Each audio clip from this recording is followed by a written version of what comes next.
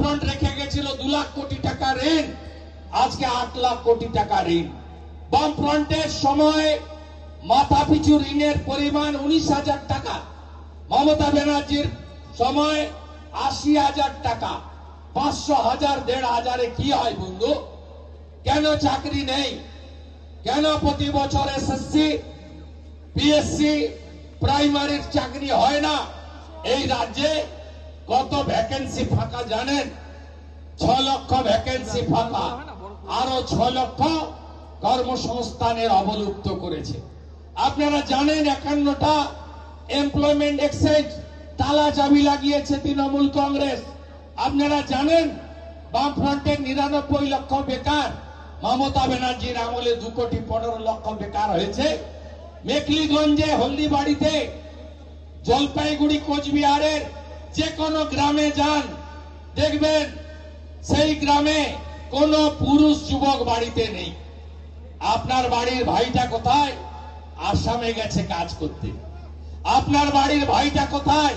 তামিলনাড়ুতে গেছে কাজ করতে। আপনার বাড়ির ভাইটা কোথায়? উত্তরপ্রদেশে গেছে কাজ করতে। এত পরিযায়ী শ্রমিক কেন হবে? কেন মুখ্যমন্ত্রী আজকে কৃষকরা ধানের দাম পায় না কেন? 2400 টাকা এসে এমএসপি পান ধানের দাম। আপনারা বলুন, আপনারা ধানের দাম পান না। আলু হচ্ছে, আলু পাচ্ছেন? আলুর দাম নাই, তৃণমূলের ভোট নাই। 37,000 কোটি টাকা সারে ভর্তুকি দেন মোদীজি, আর 1200 টাকার সার 2,500 টাকায় কিনবেন কেন বন্ধু? পরিবর্তন আনুন, পরিবর্তন আনুন। কৃষকদের বাঁচানোর কাজ আমরা করব। আমরা যে যে রাজ্যে সংকল্প পত্রে যা যা বলেছি 6 মাসের মধ্যে করে দেখিয়েছি। মেয়েরা রাত্রে বেরোবে না, এটা কোন মুখ্যমন্ত্রীর কথা? পুলিশ মন্ত্রীর ভাষা হতে পারে?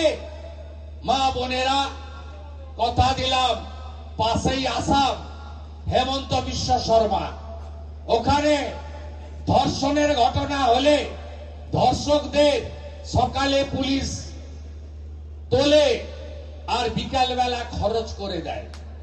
বিজেপিকে আনুন, আমরা পরিষ্কার করব।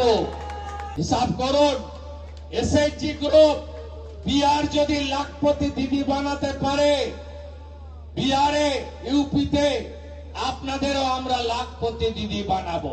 এখানে বিজেপিকে যেদিন আনবেন, আমি এবং রাজ্য সভাপতি শ্রমিক ভট্টাচার্য একসঙ্গে ঘোষণা করেছি, সংকল্প পত্রে থাকবে যেদিন বিজেপি সরকার তার পরের 1 তারিখে 3,000 টাকা প্রত্যেকে পাবে। বলি, যেটা বলি সেটা করে দেখাই, রেকর্ড করে রাখুন। বিজেপি সরকার এলে চাংড়াবান্ধা ইন্টিগ্রেটেড চেকপোস্ট 6 মাসের মধ্যে চালু করার দায়িত্ব ভারতীয় জনতা পার্টি। চাংড়াবান্ধাকে পুরসভা করার দায়িত্ব ভারতীয় জনতা পার্টি। 2025 17ই মে ইউনূসের সরকার আমদানি রপ্তানিতে যে নিষেধাজ্ঞা দিয়েছে,